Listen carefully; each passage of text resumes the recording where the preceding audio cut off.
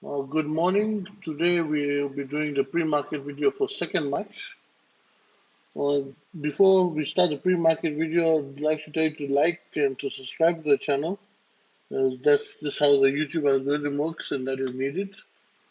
And before we delve into where the indexes will go intraday at this level and that level, let's look at basically what the US futures are doing and the SGX is doing and everything. We've currently got the SGX's chart open.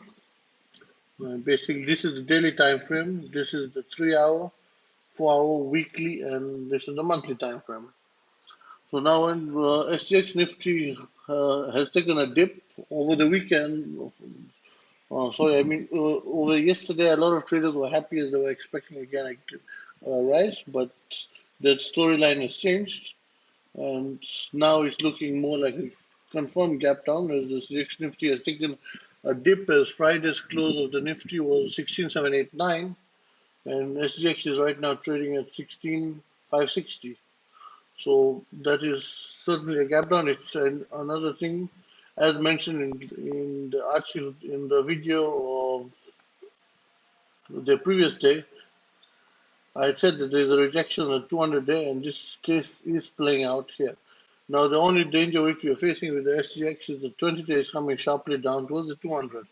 If that crosses, then everybody who is watching this video will know that much, then what will occur after that. Now, when we come to basically how the US futures are doing, I expect today to be a very, very volatile day because the US futures have been flying around literally because also Joe Biden will be giving his State of the Union speech, and it will basically be focused across what he wants to do with Russia, if he can do much, which I doubt it, but that will make day trading very volatile today after the gap down. We can see basically the Nasdaq got rejected at the 20-day moving average on the daily charts. This is the Nasdaq future chart we're looking at, and basically you can say they're trading flat.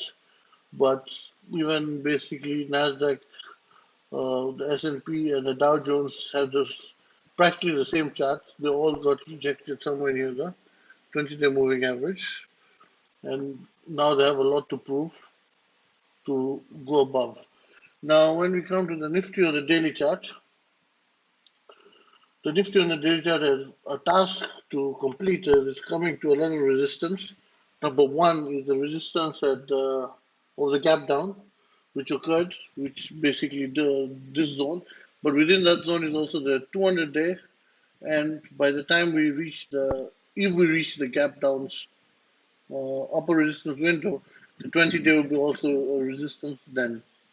And we can see the same thing rolling out in the 3 hour and the 4 hour chart of the Nifty. And coming to the Bank Nifty daily chart, the Bank Nifty daily chart is also basically the same as the Nifty. It's going into a little resistance, gap down, 200-day, 50-day.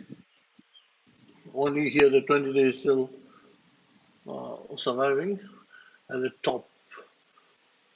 Now coming to intraday levels. For intraday today, I've kept all the levels basically to encounter up to 3% move on the downside and 3% move on the upside, as that is the usual range these days. Well, because the market has come extremely volatile. So now, when you look at the 4 hour chart, we see that uh, the previous video's change of polarity line, we still have not managed to break that. And since we're going to be gapping down, that is not also going to be broken at open. So this is still going to play a resistance, and it's mostly what people are talking about. The guys who only know tacticals, that this 16850, which it keeps all over social media. Now, when we come to the intraday levels, basically for the Nifty, according to me, this will play. This is a candle resistance zone that will play some importance, but the if it comes to test the zone, it will make a high around 6920 to 16950, and then that is where it will face some real trouble. If it can break the 16,920 to 16,950 zone, then basically for the next few days you can be bullish on the Nifty because that is a very tough zone and there's a lot of counter resistance zones compiling that small area of the index. Now when we come basically to, all right, it's closed again.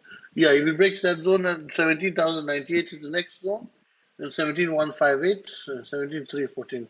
I don't expect us to reach this two numbers today at least, unless there's huge short covering because of something Biden says positive, but I doubt that is because he's simply too weak in front of Putin.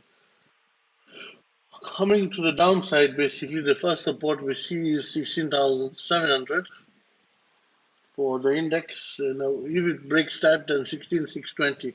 I'll be focusing more on this support initially at the open. We most likely might gap down to this area. And if this area cannot hold for basically the first 15 to 20 minutes and is bearish candles with good volume, then 16,430 is the next zone. If this area holds, then we're going to be going upwards to first test this change of polarity zone. Then the naturally will be small resistance zones across the way on the 5-minute channel and everything, but those will not be that significant. Now coming to the bank nifty is 1 second.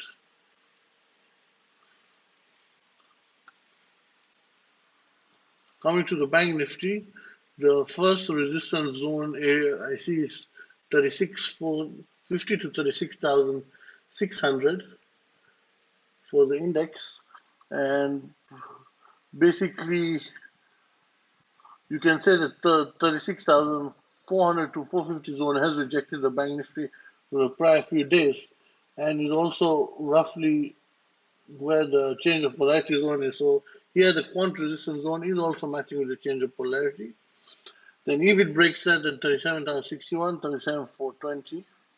But the 37,061 zone will be also a very tough one to break because number one, a bit below that is the 200-day moving average. And when I'm looking at the chart which I draw for myself with my indicators, they're between 37,061 and 37,100. There's a lot of resistance. So that will be an important zone for it.